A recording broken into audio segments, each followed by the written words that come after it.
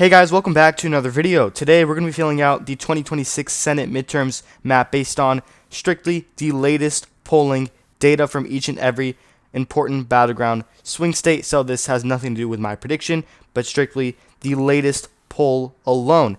But before we get started, make sure you guys are subscribed. Click the bell so you don't miss all my content. Press the like button, share this video. Don't forget, we have memberships. If you're interested, you can find links to that in the description section. To begin off, this video is going to be Alaska. So the latest poll with Dan Sullivan, the incumbent Republican, longtime incumbent in the state. He was very popular up until now. His approval rating has been declining tremendously. He is now trailing Mary Patola, according to not just only the latest poll, but I would say the last 8 of them, as you can see on your screen right now. The latest poll from Alaska Survey Research was conducted, March 22nd. So that had Mary Patola up by 5 percentage points among a very large sample size, 1.6 thousand. And the margin of error in this poll is quite low. It's below 3%, as you can see right here. So that's going to be considered a lean margin for Mary Patola. Now, keep in mind, she did, in fact, lose her House race in 2024, but I understand that was a Republican wave year. 2026 is expected to be the total opposite. In fact, in 2025, for the off-year elections, Democrats vastly underperformed the polling, which we have not seen them do so in a very long time. Usually, it's the polar opposite. They overperform the polls, but in 2025 they underperformed it.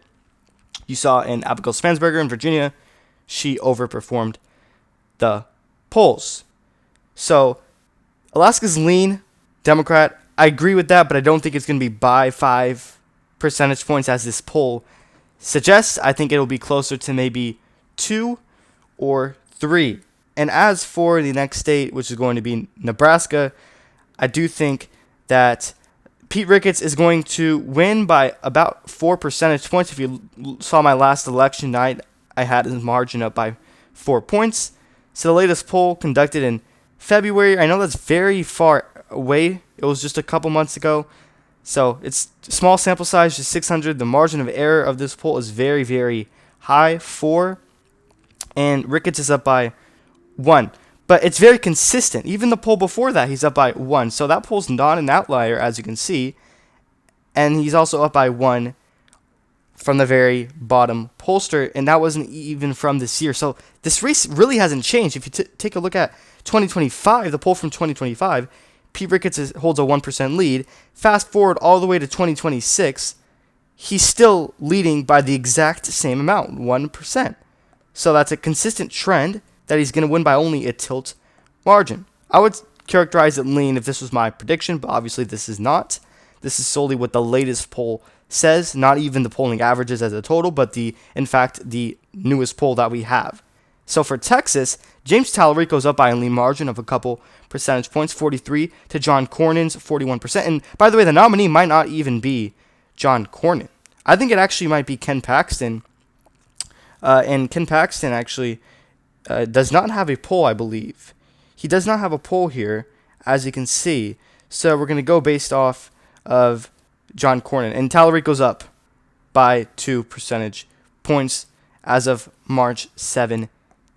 So this is very impressive for the Democrat.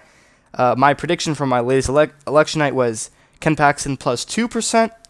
So it's still very close. Georgia, Jon Ossoff, the incumbent. He's not as popular as someone like Raphael Warnock, but he's still a strong Democrat. He's raised almost nearly $20 million in this state. And if that's the case, he's most likely going to win.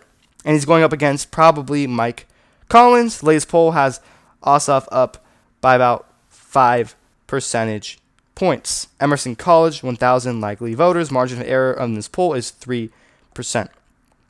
So Georgia will be lean for Jon Ossoff. As for North Carolina, you have Roy Cooper going up against Michael Whatley, I believe the former chairman of the Republican Party. 700 likely voters. YouGov, March 26th to April 6th, so it did include the month of April, which is this month. Roy Cooper up by 8 percentage points. The latest poll in North Carolina suggests it will be a likely Democratic state for Roy Cooper by 8 points in the next election. I would have to disagree. I think it's going to be slightly closer, but Roy Cooper's, I still have him winning, obviously, but by 5 points instead of 8, so just a few points closer. Still a wide margin for Roy Cooper. I don't think it's going to be close at all whatsoever. I think Michael Whatley is just not the best candidate. I mean, what else do Republicans have in the state of North Carolina? Not really much anyways. Ohio, moving on to this state. The latest poll has John Husted defeating Sherrod Brown by a couple percentage points, 46 to 44%, according to Qantas Insights. And the latest one is from mid-March actually. 784 likely voters. Margin of error of this poll is high, so it might not be accurate at all. So lean red for Ohio. I think I would have to disagree. I think it's going to be closer than that. I would say tilt maybe by under a percentage point. I think Sherrod Brown is a very good candidate in a very blue wave year. You have the state of Michigan, where we don't really know who the Democrat nominee is. For the Republican side, it's very clear it's going to be Mike Rogers. Mallory McMorrow looks like she's going to be the nominee. If it's not her, it's probably going to be Abdul El Said. Between her and Abdul Said. So it's between Mallory McMorrow and Said. So assuming it's McMorrow, Mike Rogers still wins by 0.5%, according to the latest aggregate. And I'm not going to be using a poll from January. I don't think that's very accurate at all. So the latest, aggregate polls from February 19, a little more recent. Actually, all three of them, 270 to win, Race to the White House, and RCP, all show that Rogers is winning by 0 to 1%. And if that's not the candidate, if McMorrow does not win the Democratic nomination, let's just say it's Abdul El Said, even that, Rogers expands his lead to 0 to 1% to all the way up to 3%. So it's consistent that Mike Rogers actually he might win this race, to be honest with you. I would have to disagree. I think Democrats might win it by a tilt amount, but he very well can win it. I won't be surprised because Democrats are very split on terms of who they want to nominate.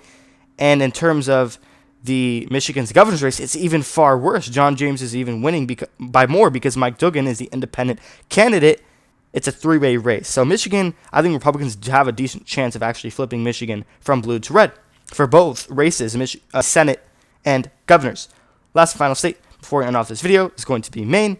I personally believe Susan Collins is going to be severely underestimated once again. I believe she was underestimated by 8 points last time. She overperformed the polls in 2020 by 8 points, a staggering likely amount.